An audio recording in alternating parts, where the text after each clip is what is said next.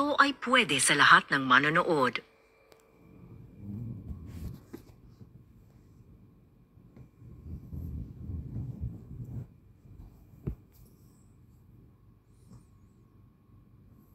Posible ba yon? Siyempre, kung ang milagro ay magaganap sa loob ng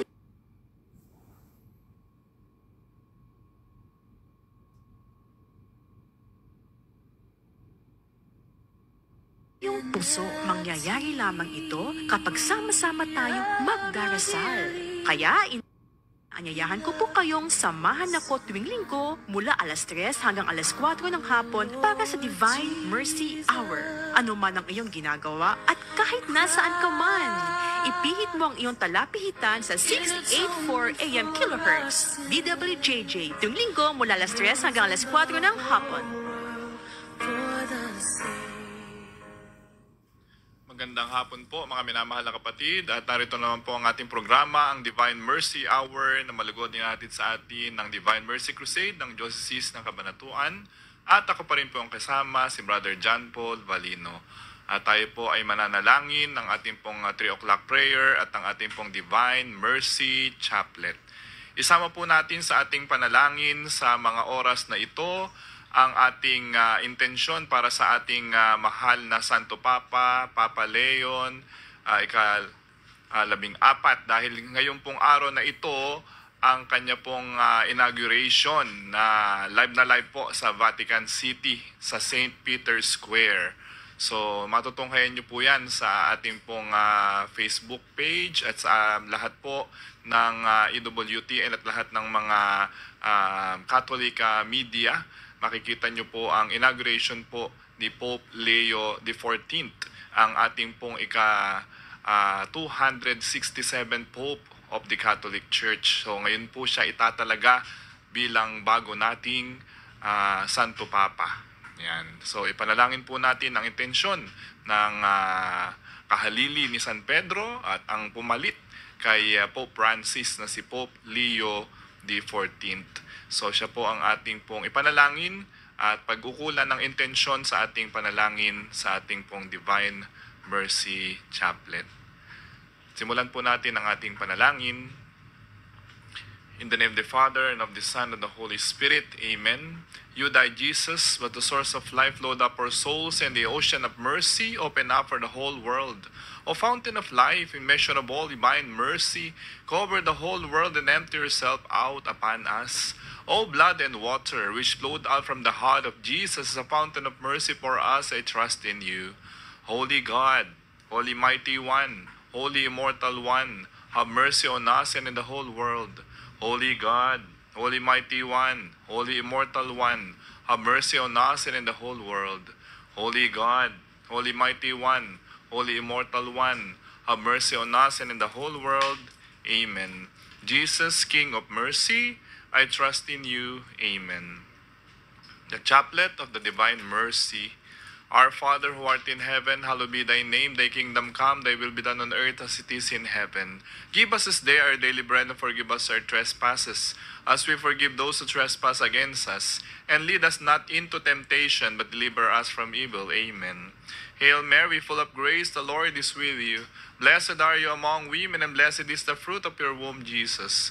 Holy Mary, Mother of God, pray for us sinners now and the hour of our death. Amen.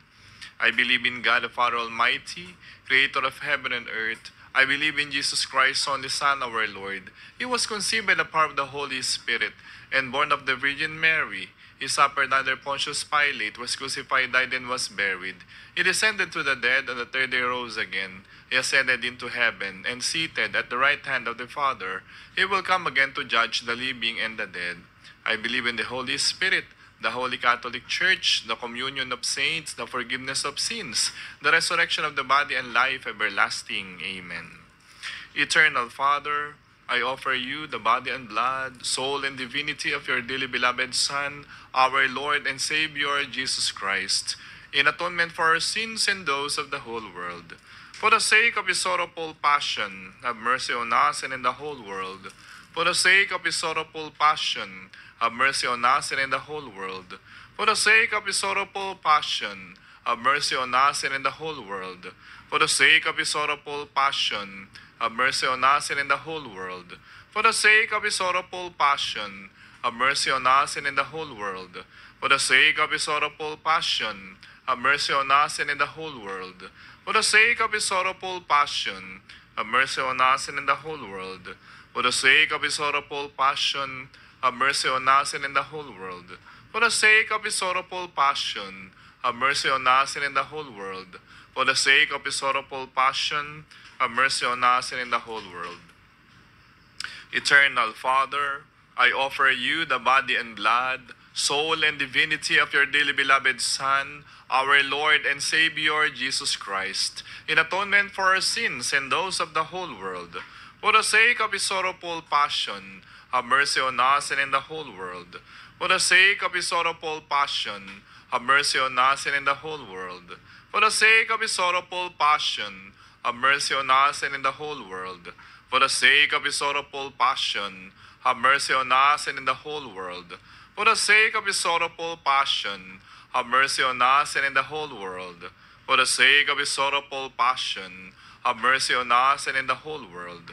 For the sake of his sorrowful passion, have mercy on us and in the whole world. For the sake of his sorrowful passion, have mercy on us and in the whole world. For the sake of his sorrowful passion, have mercy on us and in the whole world. For the sake of his sorrowful passion, have mercy on us and in the whole world. Eternal Father, I offer you the body and blood, soul and divinity of your dearly beloved Son, our Lord and Savior, Jesus Christ, in atonement for our sins and those of the whole world. For the sake of his sorrowful passion, have mercy on us and in the whole world. For the sake of his sorrowful passion, have mercy on us and in the whole world. For the sake of his sorrowful passion, have mercy on us and in the whole world. For the sake of his sorrowful passion, have mercy on us and in the whole world. For the sake of his sorrowful passion, have mercy on us and in the whole world. For the sake of his sorrowful passion, have mercy on us and in the whole world. For the sake of his sorrowful passion, have mercy on us and in the whole world. For the sake of his sorrowful passion, have mercy on us and in the whole world. For the sake of his sorrowful passion, have mercy on us and in the whole world. For the sake of his sorrowful passion, have mercy on us and in the whole world. Eternal Father, I offer you the body and blood, soul and divinity of your dearly beloved Son, our Lord and Savior Jesus Christ, in atonement for our sins and those of the whole world. For the sake of his sorrowful passion, have mercy on us and in the whole world. For the sake of his sorrowful passion, have mercy on us and in the whole world. For the sake of his sorrowful passion, have mercy on us and in the whole world. For the sake of his sorrowful passion, have mercy on us and in the whole world. For the sake of his sorrowful passion, have mercy on us and in the whole world. For the sake of his sorrowful passion, have mercy on us and in the whole world. For the sake of his sorrowful passion, have mercy on us and in the whole world. For the sake of his sorrowful passion, have mercy on us and in the whole world. For the sake of his sorrowful passion, have mercy on us and in the whole world. For the sake of his sorrowful passion, have mercy on us and in the whole world. Eternal Father, I offer you the body and blood, soul and divinity of your dearly beloved Son, our Lord and Savior, Jesus Christ, in atonement for our sins and those of the whole world. For the sake of his sorrowful passion, have mercy on us and in the whole world. For the sake of his sorrowful passion, have mercy on us and in the whole world. For the sake of his sorrowful passion, have mercy on us and in the whole world. For the sake of his sorrowful passion, have mercy on us and in the whole world. For the sake of his sorrowful passion, have mercy on us and in the whole world. For the sake of his sorrowful passion, have mercy on us and in the whole world. For the sake of his sorrowful passion, have mercy on us and in the whole world. For the sake of his sorrowful passion, have mercy on us and in the whole world. For the sake of his sorrowful passion, have mercy on us and in the whole world. For the sake of his sorrowful passion, have mercy on us and in the whole world. Holy God, Holy Mighty One, Holy Immortal One, have mercy on us and in the whole world. Holy God, Holy Mighty One, Holy Immortal One, have mercy on us and in the whole world. Holy God, Holy Mighty One, Holy Immortal One, have mercy on us and in the whole world. Amen. Jesus, King of mercy, I trust in you. Amen. In the name of the Father, and of the Son, and of the Holy Spirit.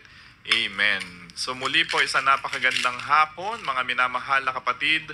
At narito naman po ang ating programa, ang Divine Mercy Hour, na malugod dinihatid sa atin ng Divine Mercy Crusade ng Diocese ng Cabanatuan. At ako pa rin po ang iyong kasama, si Brother John Paul Valino. Tulad po ng dati, tayo po ibabati muna sa ating pong mga taga-subaybay sa hapon na ito, lalo tigit kila Daddy Elvin, kay Mami Ruby, kay Nanay Maria at kay Ate Weng, at lahat po ng ating mga kamag-anak at mga kasamahan sa NES ay ating pong binabati, ang mga faculty and staff ng Nueva Ecija High School, lalo higit kay Ma'am Aurora Aguila. Ayan. So, ngayon nga mga minamahal na kapatid ay ipinagdiriwang natin ang ikalimang linggo sa muling pagkabuhay ng ating pong Panginoong Hesus Kristo. At ang tema po natin sa linggong ito ay ang bili ni Jesus na magmahalan tayo. So, pag-ibig ang iniwan sa atin ng Panginoong Hesus na ating gampanan at gawin sa ating simbahan. Mag-ibigan kayo. Yan ang utos ng ating Panginoon. So, ayan po, nakayari na po ang mga national and local elections, naiproklama na po ang lahat ng nagwagi, no? Kaya tamang-tama yung ating tema ngayon na magmahalan, no? Dahil napakaganda na sa paglilingkod ng mga nagwagi at naihalal na nagsalita na po ang taong bayan kung sino po ang kanilang nais na maging lingkod at mamuno bilang mabuting mga pastol ay pagmamahal ang dapat na isukli at pagkakaisa ang dapat na isukli ng lahat ng maglilingkod at maninilbihan para sa kapakanan ng taong bayan. At ganun din, kalinsabay po nitong atas ng pag-ibig ng Panginoon, ngayong araw na ito at sa mga oras na ito, alas 3 ng hapon dito sa Pilipinas at sa Vatican, ay isinasagawa po ang inauguration at installation rites ni Pope Leo XIV bilang bagong Santo Papa. So, kasabay po ng ating programa ngayon ang ating pong pagtatalaga ng bagong Santo Papa. Kaya napakadakila ng araw na ito at memorable, historical ang araw na ito dahil nga sa buong simbahang Katolika ay meron na po tayong panibagong Santo Papa. So, a week after his election ay ngayon po siya formally na itatalaga, no, si Pope Leo XIV, no, bilang ating pong bagong Santo Papa, nakahalili ni Pope Francis. So ngayong araw na ito, kaya po isama natin siya sa ating panalangin sa ating pong Panginoon, sa babathalang awa niya na siya ay kasiyahan ng Panginoon ng ibagong kalakasan, ibagong katalinuhan at katatagan upang makapagsilbi ng mahabang panahon bilang ating bagong Santo Papa, no? Si Papa Leon ika-14. So napakaganda na siya ay ating ipagdasal. Alam nyo, sa pagbabasa ko ng mga articles, alam nyo si Cardinal Tagle ang magbibigay sa kanya installation rights ng Fisherman's Ring, no? Ang Fisherman's Ring, yun po ay ibinibigay na singsing para sa simbolo ng otoridad ng Santo Papa. So si Pope Leo ay bibigyan po ni Cardinal Tagle, no? Dahil si Cardinal Tagle at si Pope Leo po ay magkarango bilang kardinal dati, no, nung si Pope Leo po ay si Cardinal Prevost pa, no, at hindi pa siya nagpapalit, hindi pa siya nagiging Santo Papa. Sila pong parehas ni Cardinal Tagle ay in charge sa dicastery, no? Ibig sabihin mataas na katungkulan po 'yan sa simbahan at sila po ay mga cardinal bishops yung kanilang rank, no? Silang dalawa po ang cardinal bishops kaya magkatabi po sila doon sa conclave, no? Si Cardinal Tagle at saka si Cardinal Prevost na ngayon ay si Pope Leo the 14th, no? Kaya napakapalad natin na si Cardinal Tagle nga ang magbibigay at mag-aabot ng very symbolic na fisherman's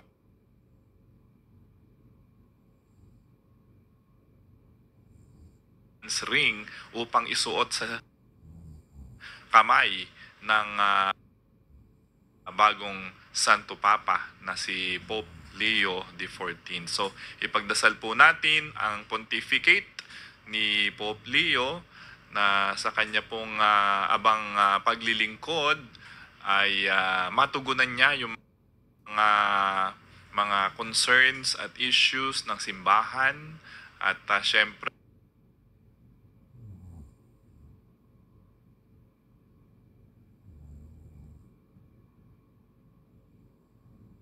yung maipagpatuloy niya yung legacy ng kanyang mga predecessors at syempre maipahayag sa atin ang pag-ibig at awa ng Panginoong Diyos. Maipadama sa atin ang pag-ibig at awa ng Panginoong Diyos. So yun po yung napakaganda na ating matutunghayan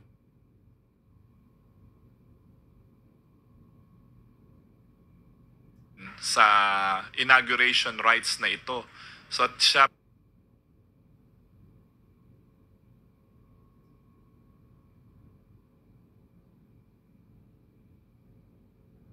po sa inauguration rites ni Pope Leo, makikita po natin yung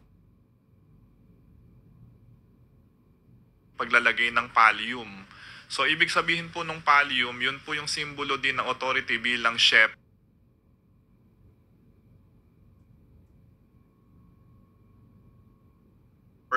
no?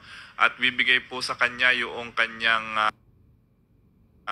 crosier, yung pong tungkod at ilalagay na po yung kanyang mitre bilang Bishop of Rome. So, marami pong symbolism yung mangyayari, magaganap diyan sa installation rites ni Pope Leo ngayong araw na ito at mga oras na ito ay yun po yung makikita po natin diyan sa pagdiriwang sa St. Peter's sa Basilica, no?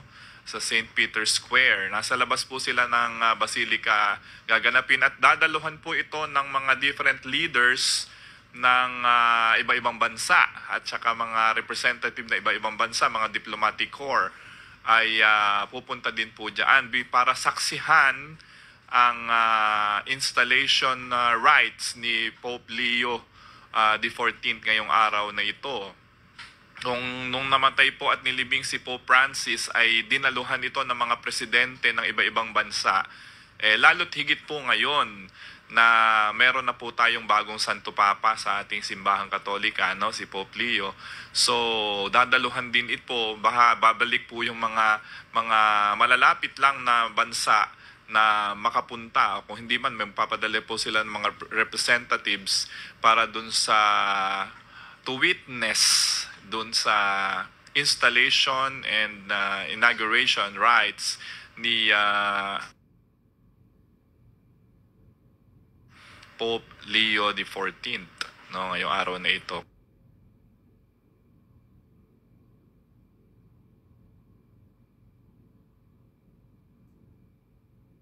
Kaya napakaganda na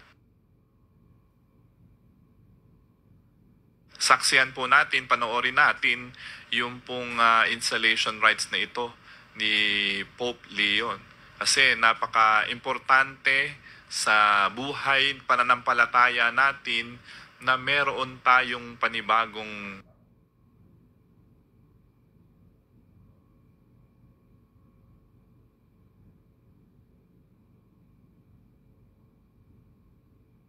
Santo Papa, no? Kasi siya yung ating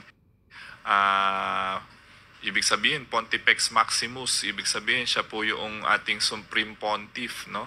Siya po yung ating kinikilala na kahalili ng mga apostoles na itinalaga ng ating Panginoong Jesucristo dito sa lupa. So, ang mga Santo Papa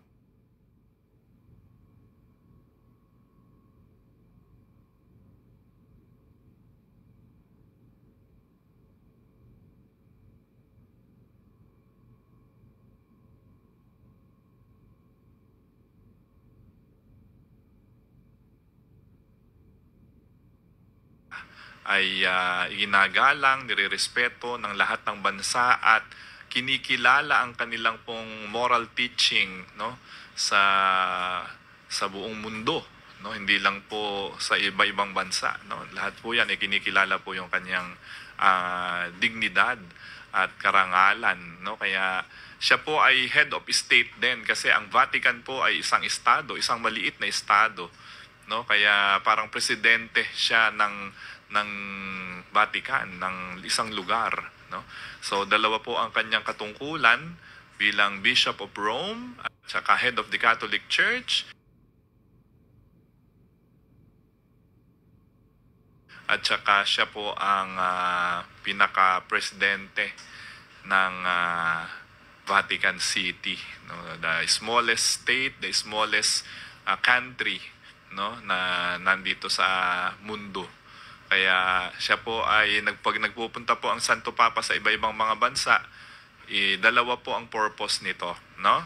Pastoral, ibig sabihin sa kanyang pagpapastol sa simbahan, at saka bilang state visit, no? Ibig sabihin na state visit ay pagdalaw ng isang pangulo ng isang bansa sa isa pang bansa na kanyang pupuntahan. So, yun ang laging purpose ng pagpunta ng Santo Papa sa isang lugar, no, isang bansa, no? State visit at saka pastoral visit. Kaya katulad po nung nagpunta si Pope Francis dito noong 2015, kung matatandaan po ninyo, yun po ay dalawa ang kanyang pakay dito, no? Isang linggo na nag-stay si Pope Francis dito, nagpunta sa Manila, nagpunta sa Tacloban, di ba? Marami siyang pinuntahang mga lugar, no? At yun po, ang purpose po na doon ay dalawin ang iba-ibang community, may iba-ibang simbahan dito sa ating bansa, no? At dalawin yung mga nasalanta ng bagyo,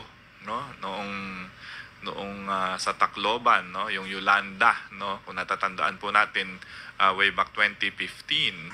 So yun yung naging purpose ng pastoral visit at saka state visit ni Pope Francis. At ganun pa man, 'di ba, nagpunta rin siya sa Malacanang, no? Pinausap niya si noon na ay Pangulong Noynoy Aquino.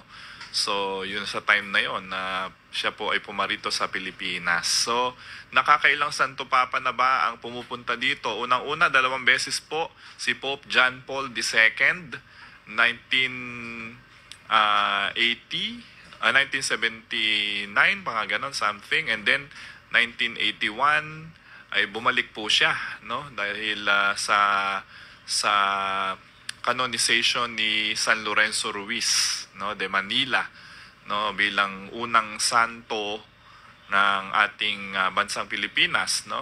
So yun po yung unang Santo Papa na pumunta po dito sa bansa natin. At pangalawa na nga si Pope Francis, no, noong 2015, no, kung natatandaan po natin. At sana ay marami ring mga Santo Papa. Alam nyo, sabi ni Cardinal Ambo, yung ating Bishop of Caloocan, na inimbitahan niya, no, noong kinongratulate niya after the conclave si Pope Leo na pumunta dito sa ating bansa, no. God willing, sabi ni Pope Leo sa kanya, na sana'y makarating nga siya dito sa bansa natin. Pero nung time na siya'y pari pa lamang, hindi pa siya obispo, hindi pa siya kardinal, pari pa lamang siya ng Augustinian order. Siya po ay isang religious kasi, no? Nasa religious order po siya ng mga Agustino, no? Ay siya po ay nagpupunta na dito sa iba-ibang mga lugar. Sa St. Augustine Church ay pumupunta po siya diyan, binibisita niya po yung mga community dito ng religious order po niya. No? Sa Cebu, alam ko nagpunta pa rin si Father Prevost pa po noon, no? Siya po ay pari pa lang, no? At batang-bata, no? Makita niyo po yung mga pictures niya dyan sa social media, ay talaga pong batang-bata pa si Father Prevost pa noon, no? Nagpupunta po siya dito to visit ng mga pari na Agustino dahil nga naging superior general nga po siya ng Agustinian order. Kaya lahat ng mga kumbento at mga simbahan ng St. Augustine, yung kanyang order, ay pinupuntahan po niya, no? So kaya nakapunta na rin po siya dito sa Pilipinas, no? Pero bilang pari at misyonero at bilang superior general nga ng Agustinian order. Pero ngayong Santo Papa, sana makabalik po siya bilang Santo Papa, no, dito sa ating bansa. At magkaroon muli ng state visit at pastoral visit ang isang Santo Papa na naman dito sa ating bansang Pilipinas. So hopefully ay makabalik ang mga Santo Papa dito sa ating bansa. At nakita nyo naman kung gaano ka-grande, gaano ka-hospitable ang Pilipino sa pagsalubong sa Santo Papa, no? Kahit saang pumunta ang Santo Papa, nandun yung mga Pilipino, no? Paglabas pa lang dun sa mga simbahan, no? Talaga naman kumakaway yung mga tao, no? Talagang hanggang gabi, no, nandoon, hindi na umaalis yung mga tao. Nasaksihan ko yan kasi ako mismo nakipagsiksikan ako doon sa Manila noon, no. Noong nagpunta siya sa UST no. Nagpunta po tayo diyan sa kay Pope Francis noon Kaya lang hindi natin siya nalapitan kasi sa dami talaga ng tao. Pero at least nakita ko siya in person, no. Dumaan po sa harapan namin, no, yung Pope Mobile, no, ni Pope Francis, no. At yun, napakagandang experience na makita mo mismo ng mukaan, harapan ng isang Santo Papa. Very holy, no. Talagang iba yung pakiramdam na makita mo na personal yung Santo Papa, no. So, ngayon na naman, may panibago na tayong Santo Papa, si Pope Leo. So, yun ang inaatas sa kanya ng Panginoong Hesus, na pangalagaan mo ang aking mga tupa, no? Pangalagaan, mahalin, pakainin, at kalingain ang aking mga tupa. Yun po yung gospel last Sunday, no? Sa Good Shepherd Sunday, no? Kaya napakaganda po na pagnilayan po natin sa ating pagbabalik yung ating pong ebanghelyo ngayon tungkol sa utos ng Panginoon na tayo ay magmahalan at mag-ibigan. So, magbabalik po ang ating programa. Ito po ang DWJJ sa East 84. Sa ulo ng mga balita. Nabitin? Magtusiran Forte with Total Cough Relief Formula. Laban sa dry non-stop ubo, kati sa lalamunan due to post-nasal drip at sakit sa kakaubo. Tusiran Forte! Unilab yan. Dextromethorphan, HBr plus phenylpropanolamine HCl plus paracetamol is the generic name of Tusiran Forte. If symptoms persist, consult your doctor. Good news, kabayan! The official website of Cellcore, www.cellcore.com.ph is now up.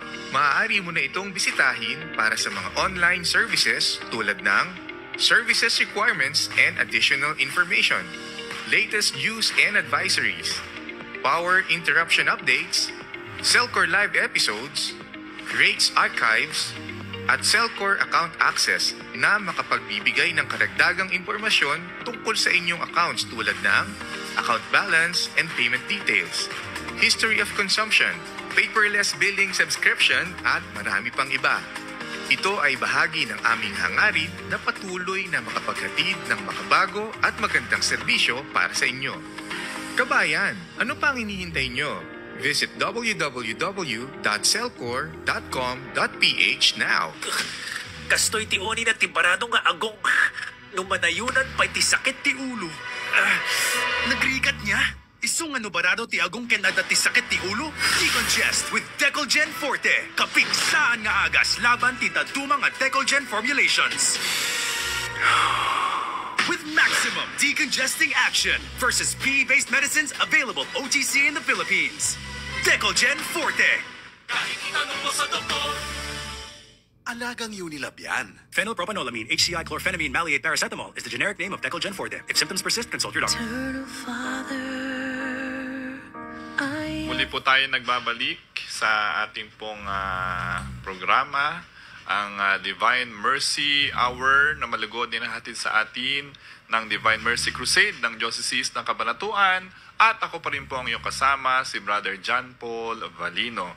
At tayo po nagpapasalamat sa pamunuan ng CAB TV at DWJJ kay Ginoong Cristo Dulao sa pagbibigay po po linggo-linggo sa ating programa. At ganoon din sa ating technical side kay Kuya Richie at kay Kuya Andrew sa kanilang pag-alalay at tulong technical. So, bago po tayo pumunta at dumako sa ating ebanghelyo, ipakikita ko lamang po yung isusuot ni Cardinal Tagle na fisherman's ring sa kamay ni Pope Leo XIV. So, ito po yun, no? Ayan, no? Kita nyo po. So, may naka-engrave po dyan sa singsing na pangalan ni Pope Leo XIV. Ayun na nakalagay. So, yan po yung fisherman's ring na isusuot sa ating bagong Santo Papa. At sa kaalaman po ninyo, yan po yung sinisira na fisherman's ring o singsing ng Santo Papa pagka po siya ay namayapa na o namatay na. Kaya yung ganito po ni Pope Francis ay sinira. Kasi ito po yung ginagamit din po nila na pantatak dun sa mga letters, sa mga communication na ginagawa ng Santo Papa, no? So yan po yung tinatawag na fisherman's ring na naka-engrave din po dyan sa fisherman's ring na yan. Personalized po yan yung si Saint Peter, no? Kasi si Saint Peter po ang unang Santo Papa. Yan, siya po ay pastol, no? Kaya nga fisherman's ring ang tawag po dyan. So yan po yung isusuot ni Cardinal Tagle sa kamay ni Pope Leo XIV. Yan pong singsing na yan. Ito po yon, singsing ng Santo Papa. So ngayon ding araw po na ito ay birthday ni Pope John Paul II. May 18, no? Sa history natin, no? Oo. At si Pope, kung nabubuhay po si Pope John Paul II, kung saan po ako pinangalanan, 105 years old na po siya, no? 105 years old na po siya. So dito po ako ipinangalan kay Pope John Paul II, no? Kaya nga John Paul yung pangalan ko, no? So sa kanya po ako pinangalan, kay Pope Saint John Paul II. So ipanalangin mo po kami. Yan. So dadako na po tayo sa ating mabuting balita. Ngayong ikalimang linggo sa muling pagkabuhay ng ating Panginoong Hesukristo. Mga kapatid, ang mabuting balita ng Panginoon ayon kay San Juan. Papuri sa iyo, Panginoon. Pagkaalis ni Judas mula sa huling hapunan, sinabi ni Jesus, "Ngayoy mahahayag na ang karangalan ng anak ng tao at mahayag din ang karangalan ng Diyos sa pamamagitan niya. At kung mahayag na ang karangalan ng Diyos, ang Diyos naman ang maghahayag ng karangalan ng anak. At gagawin niya ito agad. Mga anak, kaunting panahon na lamang ninyo akong makakasama. Isang bagong utos ang ibinibigay ko sa inyo. Mag-ibigan kayo kung paanong inibig ko kayo. Gayon din naman, mag-ibigan kayo. Kung kayo'y mag-ibigan, makikilala ng lahat na kayo'y mga alagad ko." Mang mabuting balita ng ating Panginoon. Pinupuri ka namin, Panginoong Hesukristo. So napakaganda po ng ating ebanghelyo ngayon. Sa katulad po ng sinabi ko kanina, ito po yung tema natin na inatas at sinabi po ng ating Panginoong Hesus, no? Mag-ibigan kayo, no? So maraming klase po ang kung paano ang isang tao ay umibig, no? Merong filial love, ibig sabihin friendly love. Meron namang agape love, the highest form of love, no? At maraming klase na ipinakikita sa atin. Ang gusto ng Panginoon na gawin natin ay hindi lang filial, no? O hindi agape. Love with sacrifice. Yun po'y gustong sabihin sa atin ng Panginoon na klase ng pag-ibig na dapat nating ipadama sa ating kapwa. No, agape. Yan, pinakamataas na uri ng pagmamahal. Ang may pagmamahal na may kaakibat na sakripisyo. No, katulad na ipinadama sa atin ng Panginoong Hesus, no, siya ay namatay at nagpakasakit, no? No, siya ay sinabi niya, hindi nila alam ang kanilang ginagawa. Ama, patawarin mo sila. Hindi nila alam ang kanilang ginagawa. So yun po yung gustong sabihin sa atin ng Panginoong Hesus ngayon, na unconditional yung kanyang pagmamahal sa atin. No? Walang hanggan ang pagmamahal ng Diyos sa atin. No matter what, no? Sabi nga sa kanta, no? So kahit na sino ka pa, ano pa ang estado mo sa buhay, kahit na ikaw ay mahirap o mayaman, ikaw ay iniibig ng Diyos. Ikaw man ay makasalanan o ikaw ay banal, iniibig ka ng Diyos. Walang itinatangi ang Diyos. So yun ang gustong sabihin sa atin ng Panginoon ngayon, mga kapatid, no? Unconditional ang pag-ibig sa atin ng Diyos. Kaya ganun din naman ang atas niya sa atin. Mag-ibigan sana kayo katulad ng pag-ibig ko na ipinadama, ipinakita sa inyo, no? So ganun yung sinasabi sa atin ng Panginoong Hesus sa mga oras na ito, mga kapatid, no? Mag-ibigan kayo katulad ng pag-ibig na ipinakita, ipinadama ko sa inyo, no? Yun ang sinasabi ng Panginoong Hesus. Meron na tayong modelo na titingnan sa pagpaparamdam at pagpapadama ng ating pag-ibig sa kapwa-tao. Sino? Ang ating Panginoong Hesus. Kasi siya mismo itinuro sa atin kung paano umibig. Yung kanyang naging sakripisyo throughout his earthly life, nung siya nandito at nabuhay dito sa mundo, ang dapat nating maging huwaran at maging halimbawa, no? Yung kanyang pag-ibig na walang kapantay, unconditional love. Yung may sakripisyong uri ng pagmamahal. May sakripisyo kasi tingnan mo naman yung nangyari sa buhay ng Panginoon, no? Hindi naging madali, hindi naging maganda yung kanya naging buhay, ngunit mahirap yung kanya mga pinagdaanan sa kanyang pagpapakita ng pag-ibig niya sa ating lahat. So yun yung gustong sabihin sa atin ng Panginoon, no? Mag-ibigan kayo katulad ng pag-ibig na ibinigay ko at pinakita sa inyo. Kasi pagka daw tayo ay nag-ibigan, sabi dito sa Ebanghelyo ni San Juan,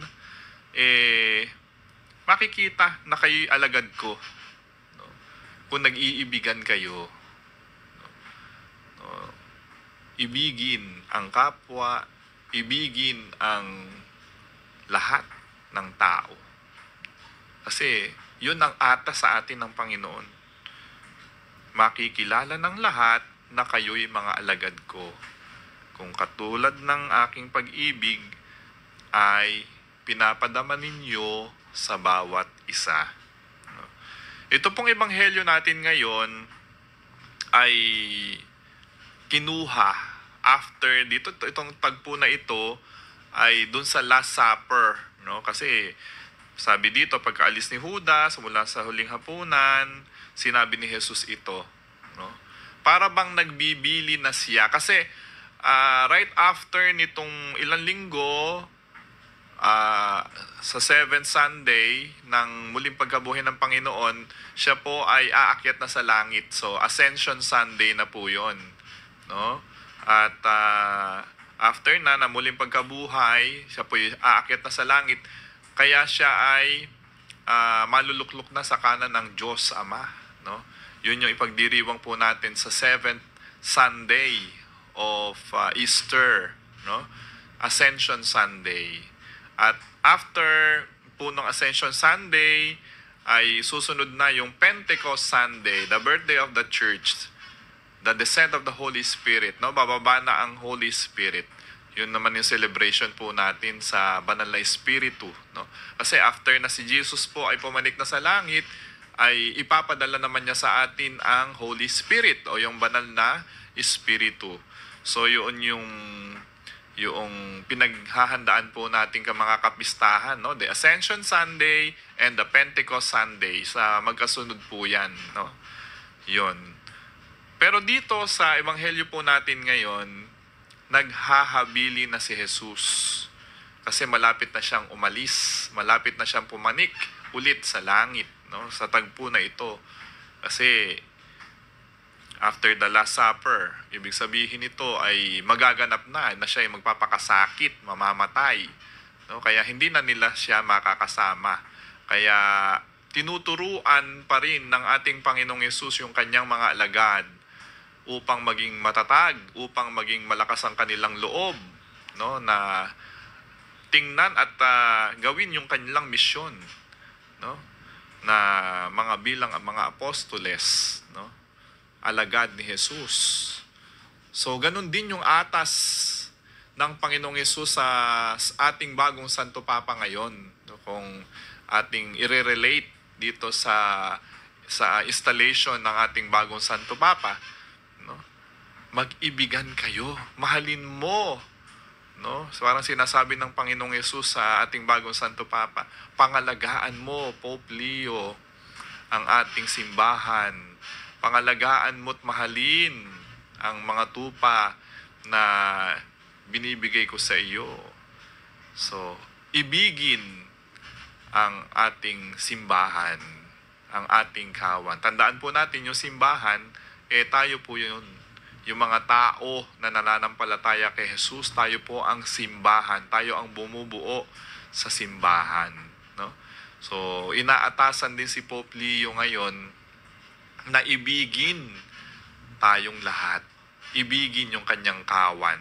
At ganun din, no? Dahil kayayari ng mga eleksyon, ibigin din nawa ng mga nahalal sa bayan ang kawan, ang taong bayan, ang sambayan ng Pilipino. No? Yan, ay proklama na ang ating mga leaders, no? Ang mga senador at ang ating mga local chief executives ay nai-proclaim na sila. No, nanalo na. Kaya tama na ang away-away, tama na ang alitan. No? Ang gusto ng Panginoon ay magkaisa tayo at mag-ibigan ang lahat. Move on. No? Sabi nga ng Panginoong Yesus, kailangan magkaisa na, maglingkod na, at magmahalan na. No? Kasi kuminsan yung mga magkakapit-bahay, no? Hindi ganun ang nakikita, ano, sa community. Pagka-eleksyon, siyempre, kampi dito, kampi doon. Pero tapos na nga ang eleksyon eh. Ibig sabihin, tayo ay mag-move on na sa buhay natin at magmahalan na tayong muli. Kasi isa lang naman ang objective ng bawat isa. Kung hindi, tayo rin sa bandang huli ang magkakasama. No? Tayo rin. So, ibigin natin ang bawat isa. Katulad ng pag-ibig na ipinadama sa atin ng ating Panginoong Yesus. So yun ang aral ngayon na sinasabi sa atin ng Panginoon. No? Na himukin na, ibigin na ang kapwa.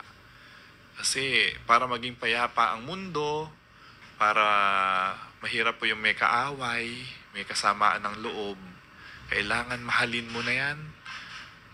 Tandaan natin, maikli lang ang buhay. No? Huwag mo nang pasakitin ang ulo mo. Kailangan ikaw ibigin mo na lang yung kapwa mo ng unconditional. Kasi pare-parehas naman tayong may kahinaan, pare-parehas tayong may kamalian. Aminin mo at hindi, may kamalian tayo. Hindi tayo perpekto, hindi tayo ganap. No? May mga kahinaan ang bawat isa sa atin, mga kapatid. Kaya tanggapin na natin yung mga kahinaan na ito at ituon natin yung ating buhay sa pagmamahal sa kapwa. No? Napakaganda na aral itong sinasabi ng ating Panginoon dito sa ating Ebanghelyo ngayon. Kasi pagka daw tayo nagbubuklod, kapag daw tayo ay nagmamahala, nag-iibigan, katulad ng pag-ibig ng ating Panginoong Yesus sa atin, ay makikilala ng tao, makikilala ng kadakilaan ng Diyos, yung ating pagiging Kristo sa bawat isa. No? Makikilalang tayo'y alagad ni Kristo. No? Alagad ng ating Panginoong Yesus. So gusto mo bang makilalang alagad ka ni Yesus? Umibig ka. No? Ibigin mo yung kapwa mo. Ibigin mo yung mga mahirap na ibigin. Ibigin mo yung kaaway mo. No? Kahirap nun. Ibigin mo yung kaaway. Pero yun ang atas ng Panginoon eh. Kaya dapat natin sundin. No? Kailangan mahalin ang bawat isa sa atin. Unconditional love. Yung sinasabi sa atin ng Diyos sa mga oras na ito. Pakisamahan, pakitunguhan ang bawat kapwa upang maging maayos, maging maganda ang buhay natin. No? Mahalin, mahirap man na magmahal. Ngunit itry natin. Try to reach out. Kahit na yung pag-reach out mo sa mga tao na hindi ka gusto, sabi ka nga marami naman you cannot please everybody. Sabi nga gusto mo abutin ng lahat. Pero kung minsan, ayaw nila sa iyo kahit na ano gawin. No? May mga tao at may mga tao na hindi mo mapiplease kahit na anong kabutihan ang gawin mo. No? Meron at meron na galit sa'yo, meron at meron na asar sa'yo, no? Meron at meron kang makakagalit. Pero sabi nga ng Panginoon, ibigin mo pa rin yun kahit na sila na may ayaw sa iyo, may galit sa iyo. Ibigin mo pa rin. No? Huwag kang magpapakita ng kasamaan sa iba. Yun yung sinasabi sa ating Ebanghelyo ngayon. Unconditional love nga Yun dapat na ipakita natin sa kapwa. Para makilalang alagad tayo ni Jesus, ibigin mo kahit yung mahirap mahalin. Kahit na yung sumpungin, ibigin mo. Mahirap mahalin, sumpungin, sala sa init, sala sa lamig, salawahan, taksil, kuminsan, ibigin mo pa rin yan. No? Kasi yan ang utos ng Panginoon, Jesus. No. Binoto ka man o hindi, ibigin mo pa rin yan. Paglilingkuran mo rin yan Paglilingkuran mo rin sila. No. Bumoto man sa'yo o hindi. O, di ba? So, napakaganda na ng Ebanghelyo po natin ngayon. No, lahat dapat i-embrace na natin. No? Lahat. Kaya napakaganda na i-focus natin yung ating gospel sa ating tema ng pag-ibig sa kapwa. No? Pag-ibig. Kasi talagang yun ang sinasabi sa atin ng Panginoon. No? Dubayan ang alitan, ng inggitan, at mahalin natin yung kapwa-tao. Oh. So, kasi yun ang atas ng Diyos sa atin na mahalin ang ating kapwa-tao. Mahirap man, yun ang dapat nating isagawa dahil yun ang atas na ibinibigay sa atin ng Panginoong Yesus.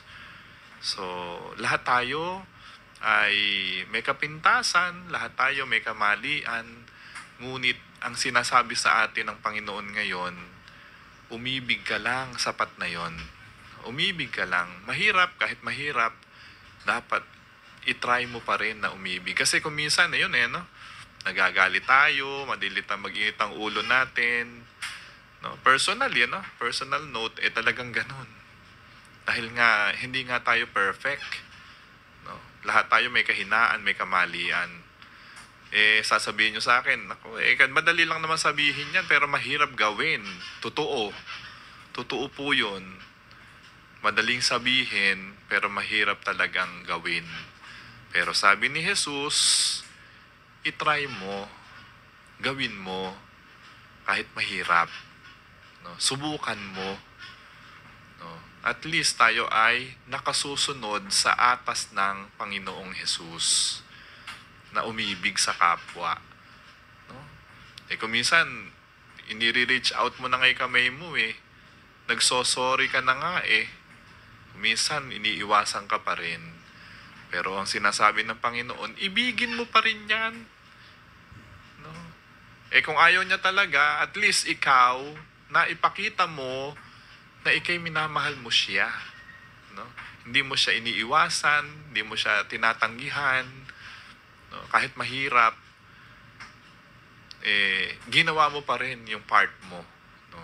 Pag nagawa mo yon, nagpakumbaba ka, naging humble ka, at pinakita mo pa rin yung pagmamahal at concern mo sa Kanya, at ikaw ay tinanggihan pa din, kasalanan niya na yon. No, kasalanan niya na yon. Pero at least, nagawa mo yung part mo para sa Panginoon. Na ni-reach out mo siya, pinuntahan mo siya, dinamayan mo siya, pero kung umiiwas pa rin siya sa'yo, sa kabila ng pag-reach out mo sa Kanya, at naipakita mo na yung pag-ibig mo sa Kanya, at ayaw pa rin niya sa iyo, bahala na siya sa sarili niya. Ang mahalaga, na ipakita mo na yung pag-ibig mo at concern sa Kanya, at paghingi mo ng kapatawaran sa Kanya. No? Ganon, kapatid. Mahirap talagang gawin yung umibig ka. No, ipakita mo yung concern mo sa Kanya. No? Yung pag-ibig naman kasi mga kapatid, hindi na naman relasyon na ibigin mo siya, pakamahalin mo. No? Hindi relasyon. Kung hindi yung ikaw maipakita mo yung pagmamahal mo sa Kanya, yung respeto mo sa Kanya, yung pakikipagkasundo mo sa Kanya. No? Yun. Karaniwan na iniibig natin, yung kapamilya natin, di ba? Kung minsan, nakakaalitan natin yung mga kapamilya natin. Minsan naman, yung mga kaibigan natin, nakakaalitan din natin yung mga kaibigan natin. Yung iba naman, nakakaalitan din natin yung mga katrabaho natin. No? Sa community, sa ating trabaho, sa opisina, no? Sa paaralan, no? At sa marami pang aspeto ng buhay natin, marami tayong nakakasalamuhang mga tao. No, sa trabaho, sa negosyo, sa lahat, pati sa simbahan, no? So, marami. Pero, dahil sa mga tao na ito na ibinibigay sa atin ng Diyos, ipakita natin yung concern at pag-ibig natin sa kanila sa magandang paraan, sa mabuting paraan, no? Sa mabuting paraan. So, yun yung inaata sa atin ng Panginoon ngayon. Sa ating ebanghelyo. Mag-ibigan lagi tayo katulad ng pag-ibig ni Jesus na ipinadama sa atin. No? Kahirap, pero dapat nating isagawa na magmahalan tayo. No? Kasi yung pagmamahalan, pag-iibigan, yan na yun. No, pagka nagampanan natin yung pag-ibig na sinasabi ng Panginoong Yesus, unconditional, with sacrifice, love with sacrifice. Yun ang gustong sabihin sa atin ng Panginoon ngayon. Mahirap pero dapat nating gawin, mga kapatid. So yun, ang aral na itinuturo sa atin ng Panginoon sa mga oras na ito. No? Ibigin ang kapwa, gaya ng pag-ibig ni Jesus na ipinakita niya sa atin. No? Mahirap man, pero dapat nating gawin upang maging maayos, matiwasay ang mundo. No? Ibigin ang bawat isa, ibigin ang kaaway, ibigin ang lahat. Maging sino ka man, dapat iibigin tayo. Kasi pag minahal mo ang bawat isa, ganun ka din mamahalin ng Diyos. Kung gusto mong mahalin ka ng Diyos, mahalin mo muna yung kapwa mo. Kasi madaling sabihin mga kapatid na mahal ko ang Diyos. Amen, hallelujah, praise the Lord. Pero kung muhing-muhi ka naman sa kapwa mo, kabalintunaan yun. No? Hindi mo nga mamahal yung kapwa mo Yung Diyos pa kayang hindi mo nakikita. Yung kapwa mo nga iniiwas-iwasan mo. No? Niay mong makita. Tapos sasabihin mo, mahal mo ang Diyos. Kasinungalingan yun. No? Kung mahal mo ang Diyos, kahit mahirap mahalin ang kapwa, ipakita mo. Ipakita natin. Kahit mahirap mahalin ang kapwa. Kasi sa ating kapwa, nasasalamin ang Diyos. No? Sila po ang itsura ng Diyos dito sa mundo. Kung ano man ang itsura niyan, kung ano man ang ugali niyan, pakisamahan natin ng mabuti. Mahalin natin sila at unawain yung kanilang mga pinanggagalingan. No? Kasi may mga pare-pares tayong mga pinagdadaanan Kaya kung minsan, hindi natin sila maibig, hindi natin sila maintindihan, hindi natin sila mamahal dahil nga sa dami ng pagsubok, sa dami ng pinagdadaanan, nagiging mahirap para sa atin na magmahal. Pero sabi ko nga kanina, at the end of the day, tayo pa rin na magkakasama-sama. Kaya dapat mahalin mo na lang unconditional ang kapwa mo. Katulad ng sinasabi ni Jesus na pagmamahal. Tingnan nyo nga kung ano ginawa sa ating Panginoong Jesus. Tingnan nyo na lang si Jesus kung paano siya nagmahal. Yun ang pattern. Kung paano nagmahal si Jesus, ganun din dapat tayo magmahal. Kasi si Jesus talaga yung role model natin sa pag-ibig na ito na sinasabi niya. Kung papaano si Jesus ay nagsakripisyo, nagbigay ng sariling buhay para sa kapwa, ganun din dapat yung gawin natin na pagmamahal sa kanila. Diba? Si Jesus nakapako na nga sa krus. Ano pa sinasabi? Ama, patawarin mo sila. Hindi nila alam ang kanilang ginagawa. Kahit na alam natin, na alam ng tao kung ano yung ginawa. Kasi sinuplo nga nila si Jesus Pinaratangan nga nila si Jesus Hinagupit nga nila si Jesus Pinapasan nga yung krus. Sasabihin, hindi alam yung ginagawa. Alam ng tao yung kanyang ginagawa. Ngunit pinagtatakpan pa rin tayo ni Jesus. Huwag mo silang parusahan, Ama. Patawarin mo sila. Hindi nila nalalaman ang kanilang ginagawa. Ganon yung pag-ibig na gustong ipadama sa atin ni Jesus. Unconditional love with sacrifice. Yun ang gustong sabihin ng ating Panginoong Yesus sa ating lahat. Tayo manalangin sa ngalan ng Ama, ng Anak, ng Espiritu Santo. Amen, Panginoon. Maraming salamat po sa iyong pag-ibig at pagmamahal sa amin na patuloy naming nadarama sa bawat sandali ng aming buhay. Nawa, Panginoon, ikaw ang gumabay at manguna upang ganun din ay maipadama namin ng pag-ibig namin sa aming kapwa kahit mahirap at maraming sakripisyo. Nawa, Panginoon, ikaw ang maging role model namin, maging halimbawa namin upang ang pag-ibig na gusto mong ipadama sa aming kapwa ay aming pong maisabuhay at maisagawa. Tulungan mo po kami, Panginoon, na umibig na walang kapantay, na katulad ng pag-ibig mo na ipinadama sa amin. Ito'y samod dalangin namin kay Jesus na aming Panginoon at tagapagligtas. Amen. Jesus, King of Mercy, I trust in you. Amen. Sa ngalan ng Ama, ng Anak, ng Espiritu Santo. Amen. So maraming salamat po Mga minamahal na kapatid, magkita-kita po tayo muli sa susunod na linggo, alas 3 hanggang alas 4 ng hapon dito lamang sa Divine Mercy Hour. Sana marami po kayong natutunan. Ito po si Brother John Paul Valino. So kita-kits po tayo sa susunod na linggo. God bless po sa lahat.